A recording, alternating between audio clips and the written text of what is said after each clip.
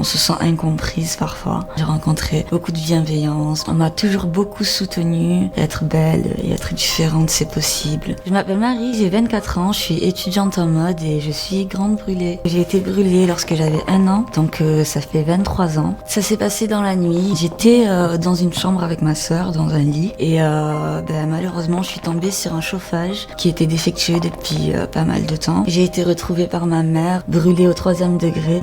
Suite à ça, j'ai dû intégrer l'hôpital d'urgence. J'ai eu la majeure partie du visage qui a été touchée et j'ai dû recevoir une multitude de soins, dont des greffes et dont l'extraction de mon œil suite à un gros risque d'infection.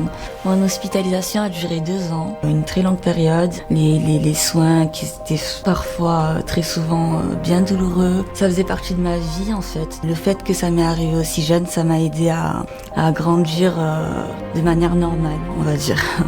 Même si j'ai toujours vécu avec et que je ne me suis jamais vue différemment, je sais que la plupart des événements que j'ai pu vivre jusqu'aujourd'hui, ça a été en grande partie par rapport à ça. J'ai rencontré de belles personnes, j'ai rencontré beaucoup de bienveillance, beaucoup d'amis. On m'a toujours beaucoup soutenue. C'est ce qui m'a aidé à me sentir bien aujourd'hui, en grande partie. Mais forcément, j'ai été héritée par beaucoup de comportements qui ont été faits à mon égard, surtout, en grande partie les regards, tout le temps.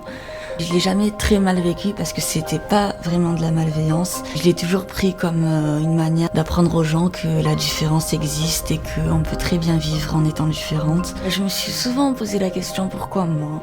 Parce que, en fait, on grandit dans un environnement où on est la seule à être différente. C'est vraiment ça qui est le plus frustrant, c'est de se dire on se sent seul au monde, on se sent incomprise parfois. Si je devais parler à la petite fille que j'étais, j'aimerais lui dire d'abord bravo.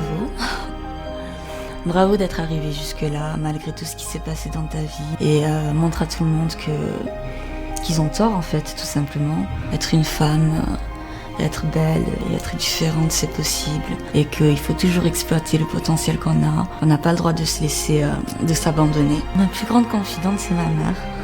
Parce que c'est celle qui m'a vraiment accompagnée à tous les niveaux de cette aventure. Elle me répète tout le temps que je suis belle. J'ai belle. Moi, la beauté, c'est clairement un tout, en fait. Forcément, je suis consciente de ma différence. Mais oui, j'arrive à me trouver belle. J'arrive à me trouver très très belle parfois. Et c'est ce qui est susceptible de tout changer dans la vie de quelqu'un, peu importe sa ressemblance. Waouh! C'est magnifique, la définition de la beauté. Je vois de la force, je vois quelque chose d'affirmé, je vois de la clarté, de la lumière.